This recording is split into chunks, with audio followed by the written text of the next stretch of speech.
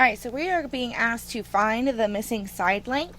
We are given a right triangle. As you can see, it has this little right indicator here.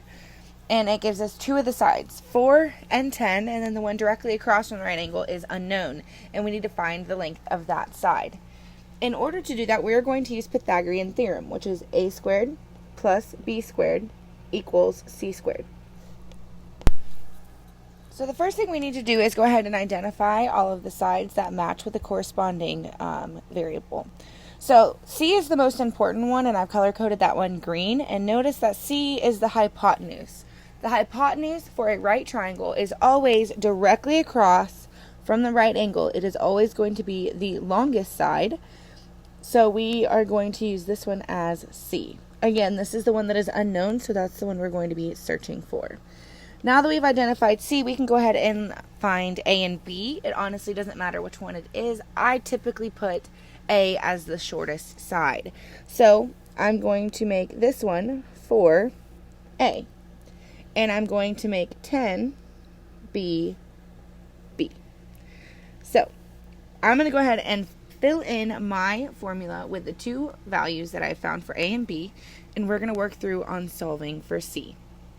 So we're going to rewrite this as 4 squared plus 10 squared equals c squared.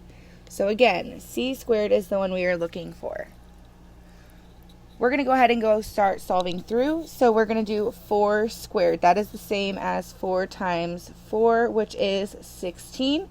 So I'm going to rewrite that as 16 plus, we're going to go ahead and do 10 squared, which is the same as 10 times 10, which is 100. And I'm going to rewrite that right here.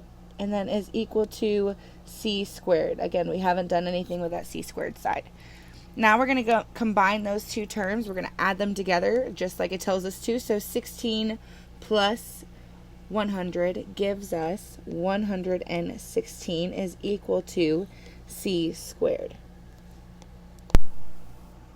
And then the last step with solving Pythagorean Theorem is to do the square root of both sides to cancel out the square above the c. So you're going to end up with c equals, and the square root of 116 is 10.77032.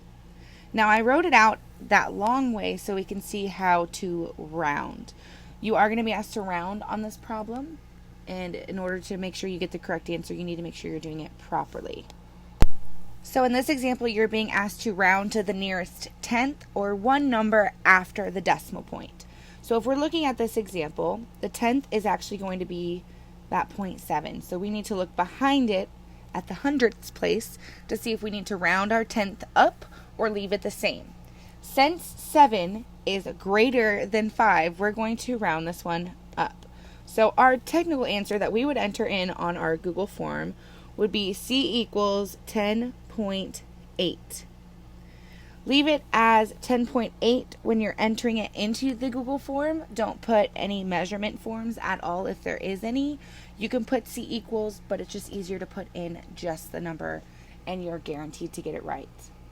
The code word for this is CAMP. C-A-M-P, CAMP. Hope this helps.